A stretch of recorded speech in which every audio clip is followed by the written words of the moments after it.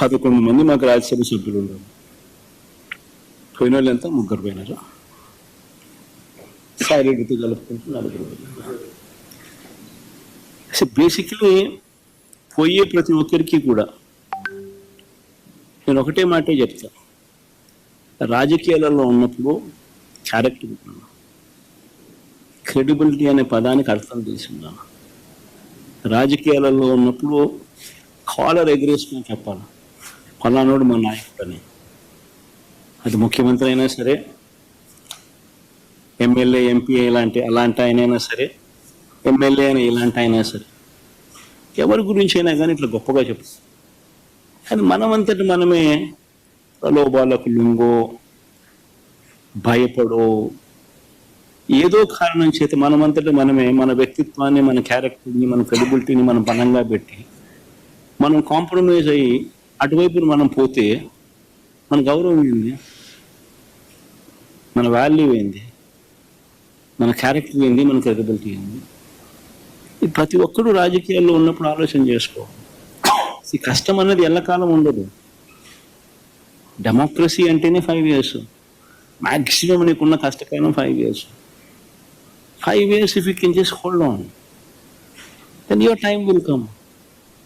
One should always have the patience, always have the character and credibility within ourselves to stand up. అది సాయిరెడ్డికైనా అంతే, పోయిన 3 ఎంపీలకైనా అంతే. ఒకవేళ నువ్వు చెప్తా అన్నట్టు ఇంకా ఒకడో అరో ఇంకా పోయే కార్యక్రమం జరిగితే వాళ్ళకైనా ఇంతే. భయము అనేటటువంటిది ఈ బ్లడ్లోనే లేదు. భక్తి అనేదే ఉండింది, ఇప్పుడు కూడా ఉంది. భక్తి ఇంతకుముందు నాయకుడి మీద ఉండింది, ప్రేమ ఉండింది. కానీ ఇప్పుడు ఓన్లీ దేవుడి మీదనే ఉంది, వెంకటేశ్వర స్వామి మీద. ఎందుకనంటే మనసు విరిగిపోయింది. అన్ని కష్టాలకి ఓర్చుకొని నేను ప్రలోభాలకు లొంగల. మా నాయకుడు నన్ను ప్రలోభాలకు లొంగావన్నాడు, నేను భయపడ్డానన్నాడు, నేను భయపడలే. ఇంకోటేది ప్రలోభం, భయం, విశ్వసనీయత కోల్పోయానన్నాడు. విశ్వసనీయత కోల్పోలే. ఆ 3 యథాతిథిగా అప్పుడెట్టున్నాయో ఇప్పుడు అలాగే ఉన్నాయి. మా నాయకుల్లోనే మార్పు ఉంది. థ్యాంక్ యూ, ధన్యవాదాలు.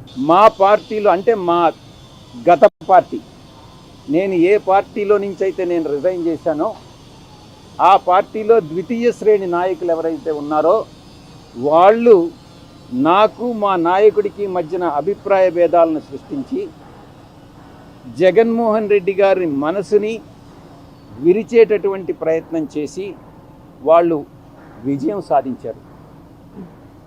3.5 సంవత్సరం పాటు అవమానాలకు పాలై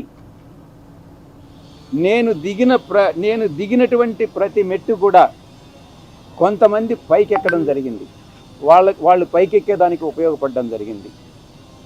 దీంట్లో చాలామంది పాత్రదారులు, సూత్రధారులు ఉన్నారు.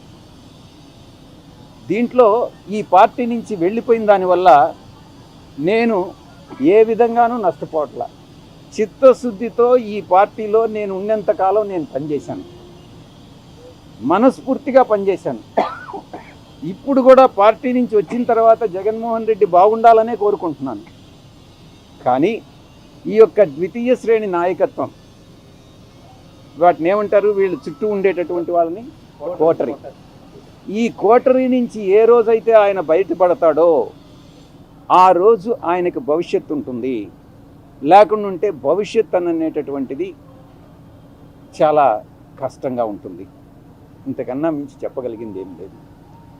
ఎక్కడ బయట నుంచి పోయేటటువంటి ఇన్ఫర్మేషన్ ఈ యొక్క కోటరీకి అనుకూలంగా ఉంటే, ఎవరినైనా ఆయనకి పరిచయం చేయాలి, తీసుకెళ్ళాలి అని అంటే ఈ కోటరీ కానీ అంగీకరిస్తే వాళ్ళకి ఏదో ఒక రకంగా నయానో భయానో, లేకుంటే మంచిగానో కాళ్ళు పట్టుకోనో చేతులు పట్టుకోనో, లేకుంటే ఆర్థికంగా ఏదో ఒకటి చేసో వాళ్ళు ఆయన దగ్గరికి పంపిస్తారే కానీ దేవుడి దగ్గరికి, పూజారులు అదర్వైజ్ దేవుడి దగ్గరికి పంపించట్ల. ఇది జరిగేటటువంటిది. ఈ చెప్పేటటువంటి ఒక నాయకుడు అన్నటువంటి వాడు ఈ చెప్పుడు మాటలను నమ్మకూడదు. చెప్పుడు మాటలను నమ్మితే నాయకుడు నష్టపోతాడు, ప్రజలు నష్టపోతారు, పార్టీ నష్టపోతుంది. ఇక్కడ జరిగేటటువంటిది అదే. వైసీపీ పార్టీలో పూజారుల హవా నడుస్తుంది. తప్పకుండా ఏకీభవించకుండా ఉండేదానికి ఏముంది దాంట్లో? ఈ కోటరీ వల్లనే నేను ఆయనకి దూరం అయ్యా. నేను ఇంకోటి, ఆయన జగన్మోహన్ రెడ్డి గారితో నేను మాట్లాడినప్పుడు నేను చాలా స్పష్టంగా చెప్పా, సార్ మీ మనసులో నాకు స్థానం లేదు, నా మనసు విరిగిపోయింది, మీ మనసులో స్థానం లేనప్పుడు ఈ పార్టీలో కొనసాగాల్సినటువంటి అవసరం నాకు లేదు, కాబట్టే నేను ఈ పార్టీ వదిలి వెళ్ళిపోతున్నాను. మీ చుట్టూ ఉండే వాళ్ళ చెప్పుడు మాటలు విని మీరు తప్పుదోవ పట్టొద్దు. మీకు ఎవరు నిజాలు చెప్తున్నారు, ఎవరు అబద్ధాలు చెప్తున్నారు అన్నటువంటిది మీరు పూర్తిగా అర్థం చేసుకోండి. అర్థం చేసుకొని మీరు నిర్ణయాలు తీసుకోండి. అప్పుడు మీరు ప్రజలకు ఉపయోగపడతారు. మీరు నాయకులు, అధినాయకులు, ముఖ్యమంత్రిగా 5 సంవత్సరాలు పనిచేసినటువంటి అనుభవం ఉంది. భవిష్యత్తులో కూడా మీరు ఇంకా ప్రజలకు సేవ చేయాలి. కాబట్టి ఈ చుట్టూ ఉండేటటువంటి వాళ్ళ మాటలు వినవద్దు అని నేను ఫోన్లో మాట్లాడినప్పుడు లండన్కి నేను చాలా స్పష్టంగా చెప్పాను. నా మనసు విరిగిపోయింది కాబట్టే నేను పార్టీ నుంచి బయట వచ్చాను.